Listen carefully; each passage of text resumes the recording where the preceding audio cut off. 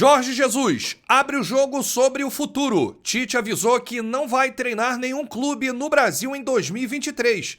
É menos um na lista do Mengão. Bastidores da queda. Os motivos que levaram à demissão de Vitor Pereira. Essas e outras a partir de agora no seu canal Rafa Melo. Cola esse dedo no like, ajude muito o nosso canal. Continue compartilhando os nossos conteúdos. Se você ainda não é inscrito, aqui embaixo tem um botão, é muito importante a sua inscrição. Não se esqueça de ativar o sininho para receber todos os nossos vídeos. Rafa Melo 81 nessas redes. Vem comigo, assista até o final, não pule esquema parte, porque tem muita informação do rubro-negro mais querido do Brasil e do mundo. Antes de mais nada, eu quero te fazer um convite. Amanhã, a partir do meio-dia, eu estarei no programa Os Donos da Bola, da Band, no Rio de Janeiro, com o meu parceiro, meu amigo Getúlio Vargas. Então, vamos com tudo, vai ter muito assunto relacionado ao Mengão e amanhã fica a expectativa aí da demissão do técnico Vitor Pereira, até porque o elenco vai se reapresentar. Hoje teve folga e existe a expectativa do técnico Mário Jorge, do Sub-20, comandar essa atividade e embarcar, na quarta-feira para Maringá, onde o Flamengo estreia na Copa do Brasil. Mas já a gente vai falar da situação do Vitor Pereira, mas deixar aí esse recado que amanhã estarei no Donos da Bola da Band a partir do meio-dia. Vamos começar falando aqui do técnico Jorge Jesus, porque nós temos uma novidade. Trouxemos aqui no vídeo anterior que ele é o nome preferido para assumir o comando do elenco.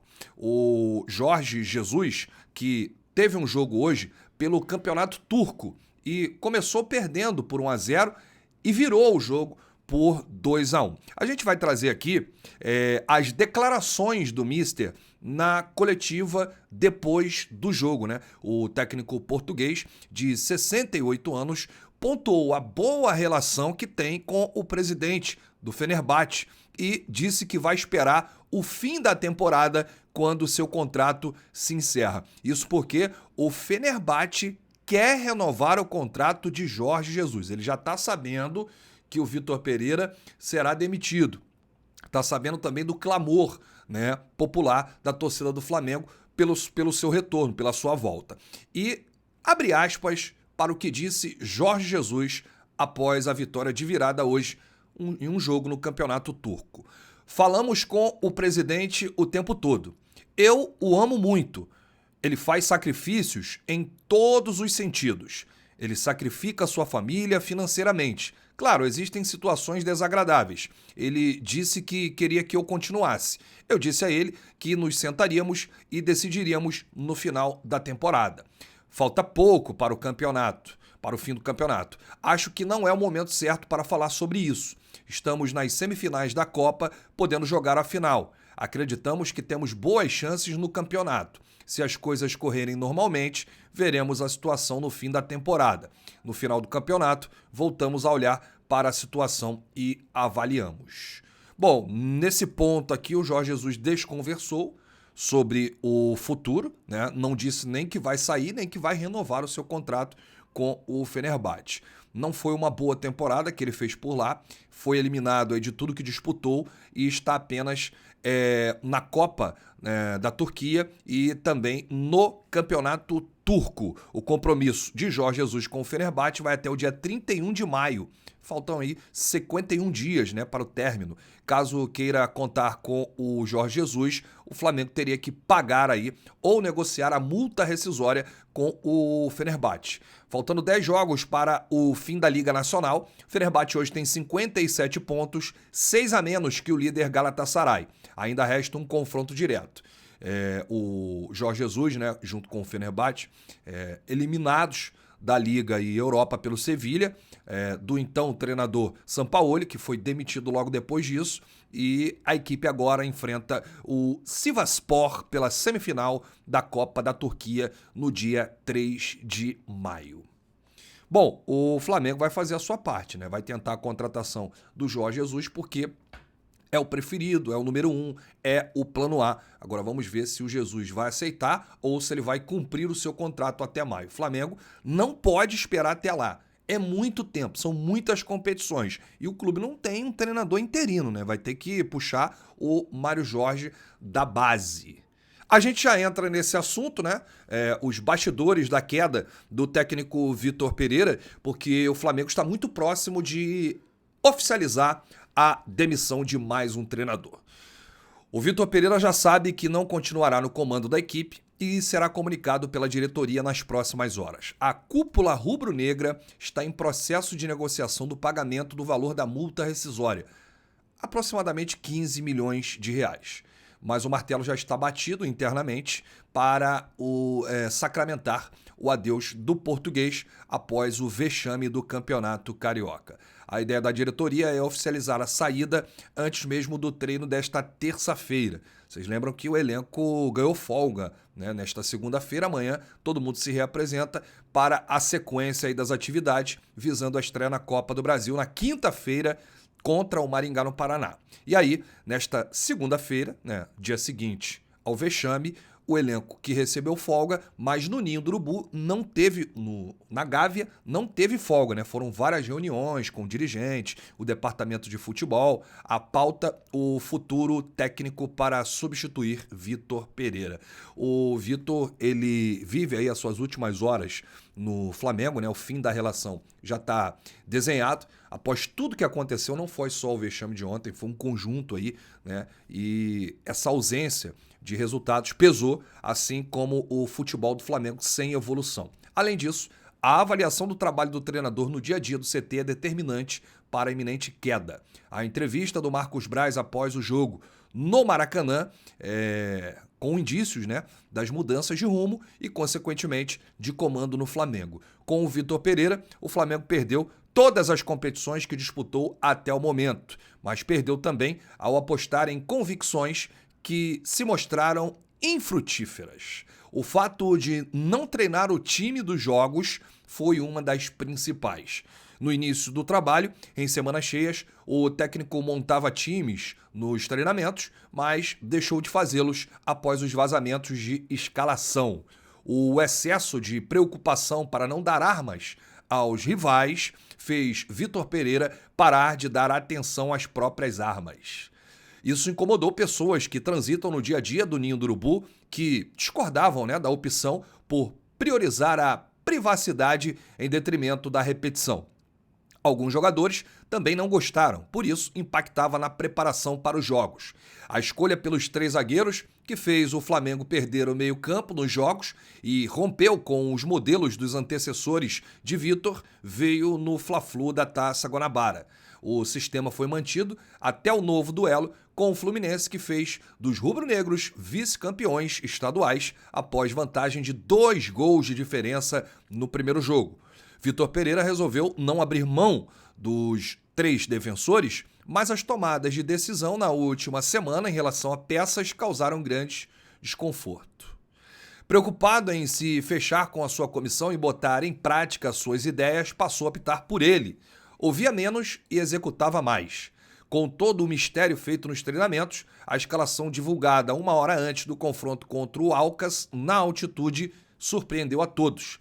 Um time repleto de reservas, entraram jogadores que voltavam de lesão, como o jovem Wesley e o zagueiro Pablo. Marinho jogou improvisado na lateral e Gabigol atuou como centroavante, algo que o próprio disse que gostaria de voltar a ser.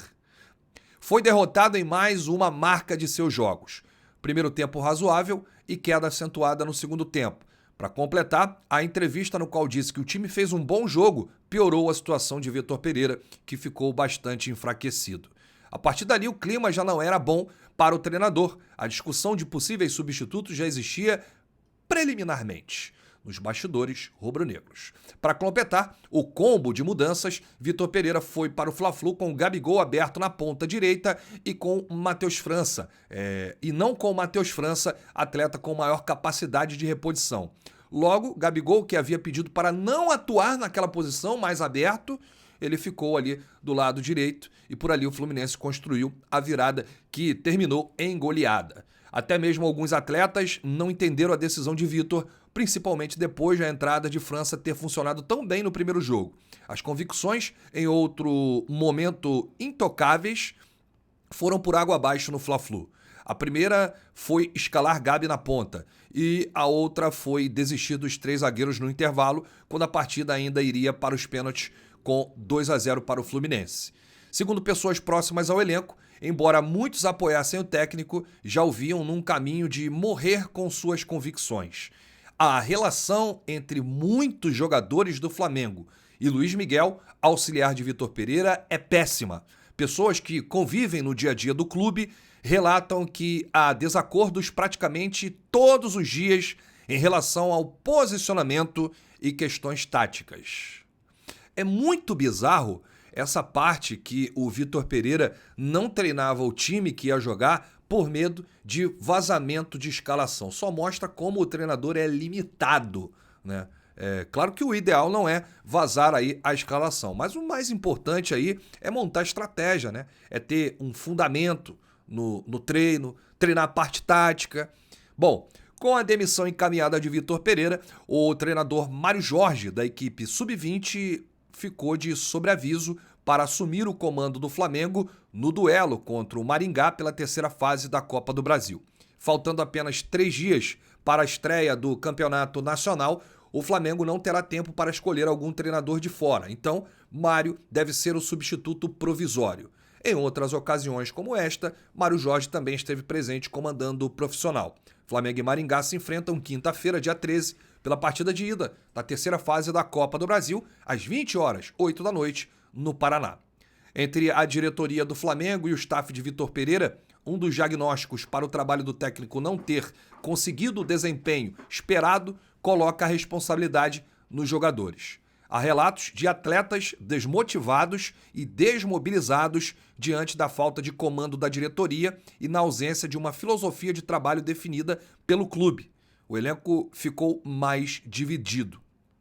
Embora os jogadores tenham comprado a ideia do Vitor Pereira no começo do ano, eles não sentiram em nenhum momento que havia um respaldo, de fato, da cúpula de futebol e do clube. Tanto que agora, além da saída de Vitor Pereira, outras mudanças mais profundas no departamento de futebol são discutidas. E por aí vai, né, gente? E é aquilo que a gente fala. Não adianta só tirar o Vitor Pereira e contratar um outro treinador, porque vai continuar do mesmo jeito. É profissionalizar o departamento de futebol, é contratar um diretor executivo, né? Enfim, tem muita coisa errada hoje no Flamengo, falta comando, falta profissionalismo e foi a gota d'água aí essa escolha pelo Vitor Pereira e a não renovação com o técnico Dorival Júnior, campeão da Copa do Brasil e fez história na Libertadores com a maior campanha de todos os tempos. Para a gente finalizar aqui, depois da derrota por 4-1 no Maracanã, foi cada um por si. A diretoria abandonou o time dentro de campo. O único que esteve presente foi o diretor Bruno Spindel. Não se viu o presidente Rodolfo Landim, que disse que iria colocar a cara na crise.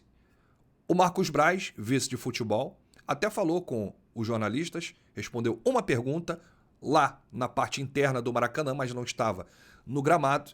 E aí, na coletiva do Vitor Pereira, como de costume, os gerentes Fabinho e Juan deram as caras, mas não se apresentaram para explicações. O presidente Rodolfo Landim saiu do estádio antes do final da partida. O comandante pulou do barco e não enfrentou o problema. E agora, o Flamengo fará o pagamento da multa rescisória, mais uma, de aproximadamente 15 milhões de reais. Essa divulgação da demissão do Vitor Pereira deve acontecer amanhã, antes do início do treinamento, porque não tem porquê, né? Ele ir ao CT Jorge Alain do Urubu trabalhar, se todo mundo sabe que ele já está demitido. Aliás, até nisso, a diretoria é lenta e mostra um certo amadorismo. Vamos falar aqui do Tite, que decidiu que não vai trabalhar no Brasil em 2023, mesmo que receba uma proposta do Flamengo. A informação é do jornalista Paulo Vinícius Coelho, o PVC. O Tite tem um acordo com a sua família, está decidido a não trabalhar no Brasil em 2023. É muito difícil que o treinador aceite uma proposta do Flamengo neste momento. O Tite até aceitaria treinar um clube do exterior, mas do Brasil não, e ele vai fazer aí a vontade da família. É menos um na lista de possíveis treinadores do Flamengo, né? O possível substituto aí do técnico Vitor Pereira. Jorge Jesus, tá difícil. O Flamengo vai ter que conversar diretamente com o Fenerbahçe, tentar, de alguma maneira, pagar a multa. Se não conseguir, as opções ficam reduzidas nesse momento para o substituto de Vitor Pereira no Flamengo. A gente volta a qualquer momento com novidades do rubro-negro mais querido do Brasil e do mundo. Se você chegou até aqui, é muito importante o seu like e a sua inscrição no botão aqui embaixo.